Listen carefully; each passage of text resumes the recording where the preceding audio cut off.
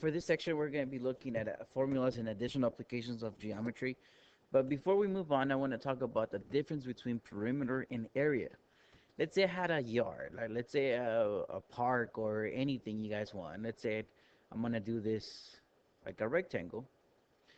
And I'm going to say, let's say this side right here is 5 and this side right here is 3. Let's just give those numbers. Perimeter is the outside, so like the fence. So in this case, if this is 5, this is 3. I know this other side right here is 5, this side right here is 3. For perimeter, I'm just going to add all the fence. So I'm just going to go 5 plus 3 plus 5 plus 3, and that should give me 16. So perimeter is the fence plus the outside. Now the area, what it means is the inside. So if it's like a park or something, I'm talking about the grass. What these numbers, the 5 and the 3, what they represent, the 3 is, if I was to separate here on this side, there's only 3 little spaces. What the 5 represents is, if I separate it into 5 little spaces.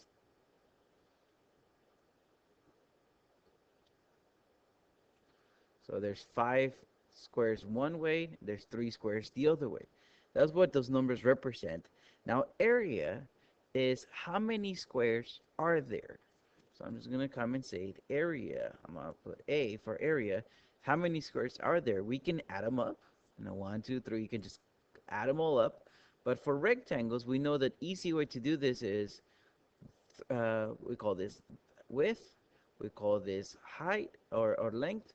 I'm just going to multiply those two numbers. 3 times 5.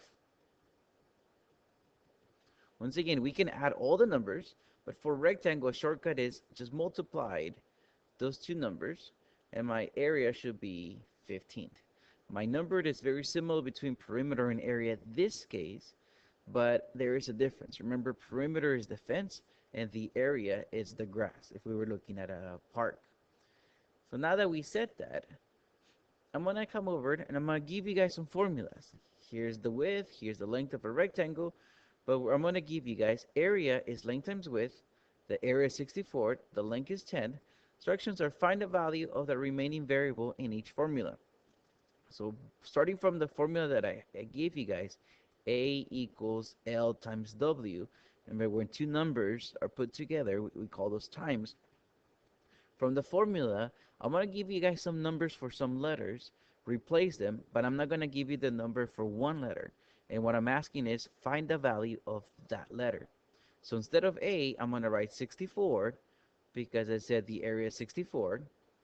Instead of L, I'm going to write 10, because I said L equals 10. 10 times W. So the way we solve for W, in this case, I look at here, is time. I'm just going to divide both sides by 10. So W is equal to 6.4, right? 64 divided by 10. Once again, I'm giving you guys formulas. I'm going to give you guys some value for some of the letters, but I'm not going to give you guys a value for one of the letters. And that's the one I'm asking you guys to solve. Here, the backyard is in the shape of a rectangle. One thing I would recommend is draw. I'm not a great artist. I'm horrible. But I can draw something that kind of represents a rectangle. So the backyard is in the shape of a rectangle. The length, we usually call the long side length, and the short side we call it width. So the length is 5 meters less than twice the width. I don't know what's the width, so I'm just going to call it W for width. And it says the length, once again, is 5 meters less than, so I know it's minus 5, 5 meters less than twice the width, so 2W. I know this other side here it is 2W minus 5, and I know this other side here it is W. The perimeter is 80. Find the dimensions of the yard. So for perimeter, I know I said earlier, perimeter, I'm just going to go 2W minus 5 plus W plus 2W minus 5 plus another W. Notice I'm adding all my sides, and this is equal to 80. The reason why I said it's equal to 80, let me move these things over here to have more space. I let it equal to 80 because I said the perimeter is 80. Okay, once again, I just moved that just to have some space. So I know separate the sides through the equal sign. I want letters on the left. I see here's a -5 and a -5. It has nothing to do with letters. -5 and -5 is -10. So once I move my -10 to the other side, let me move it as a +10. So now simplify each side. On the left, I have 2w plus 1w, that's 3. 3 plus 2, that's 5. Plus 1 more, I'm going to have 6w equals 90. Right, from 80%, that's 90. Let me divide both sides by 6.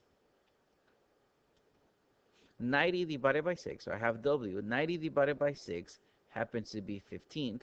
So the instructions were not solve for w. The instructions were find the dimensions of the yard. So I have to find out what's the width and what's the length. Good thing I already have the width, it's 15. But now for length, remember it, for my length was 2 times w minus 5. So this thing just froze for a minute. Okay, so the width, I know it's 15 meters. For length, I know, looking at here, I have to go 2 times w, so that's 30, because 2 times 15, so 30 minus 5, I'm going to call this 25 meters. Once again, draw if possible.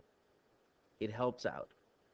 Let's take a look at another example. Well, in this case, one thing that we're going to move on here, uh, when we have two lines and they make an X, so if I have two lines and they make an X, opposite angles are equal to each other. In geometry, we call this vertical angle theorem. And you guys will hear the word congruent. Opposite angles are congruent, which means opposite angles are equal to each other.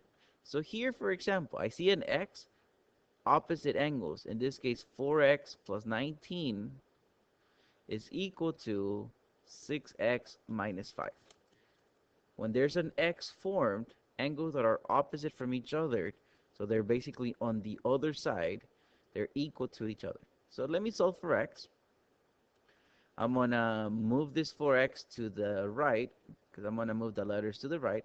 This -5, I'm going to move it as a +5 on the left. I know 19 plus 5 is 24. 6x minus 4x is 2x. Now let me divide both sides by 2. X is equal to 12. Now the instructions are find the measure of each marked angle below. So if I look at the first angle, I know the value of x is 12. So I'm just going to go 4 times x plus 19. 4 times x is 48. Right? 4 times 12 is 48. 48 plus 19, that is 67. So this is 67 degrees. If I just do this other one right here as well, let me do this one. Uh,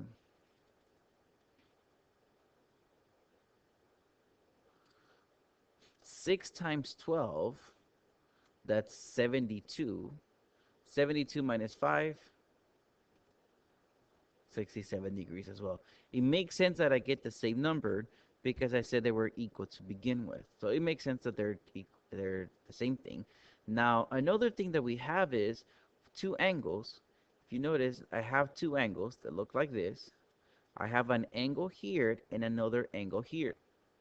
If I see them, that basically makes half of a circle.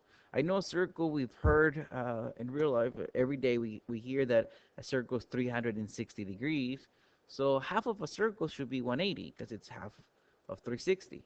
So what I'm going to do here, looking at these two, I'm going to add them up. So 3x minus 30 plus 4x. And I'm going to let this equal to 180. Once again, this angle plus this other angle make half of a circle. So that is 180. So let me separate my sides to the equal sign. My minus 30, let me move it to the other side as a plus 30.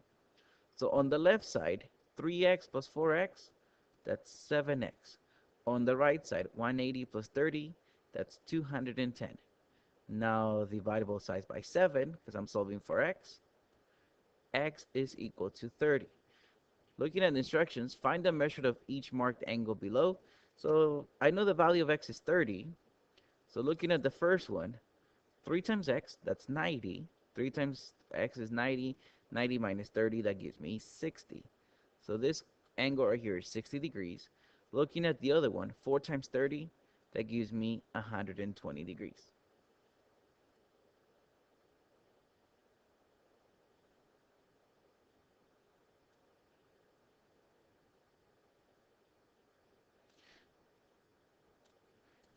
At the beginning of this section, I gave you guys formulas, and I gave you some values for some of the letters. Now we're gonna go here, and I'm just gonna give you a formula. A equals L times W. I'm gonna ask you to solve for W. So what I'm saying on that one is W will be the only letter, and look at everything else as a number. Probably are ugly numbers, but they are numbers. So W is the only letter, everything else is a number. So remember the way I'm gonna solve for letters, I usually separate them to the equal sign. I want letters on one side, so I'm gonna leave W by itself. And the way I'm gonna get W by itself, let me divide both of my sides by L. Remember, I want the letter by itself. Once again, L and A, I'm looking at those as numbers. So I'm gonna have that W is equal to A divided by L. This is how we come out with formulas. All I'm asking is get the W by itself. Now in my example 7, I'm asking you guys solve for L, so get the L by itself. Once again, L is going to be the only letter. Everything else is a number.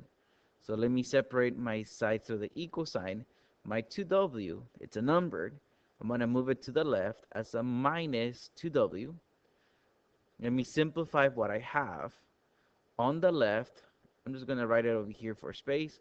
On the left, I have P minus 2W, right? I cannot do anything. I cannot combine them because they're not like terms. On the right, I have 2L. Once again, my goal is to get the L by itself.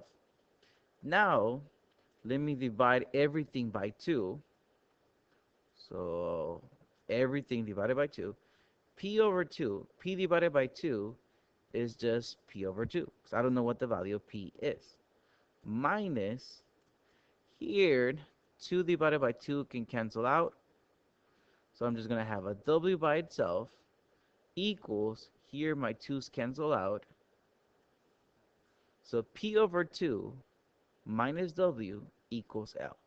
Once again, all I'm asking is the one letter that I'm asking you here, that's the one I want you to leave by itself.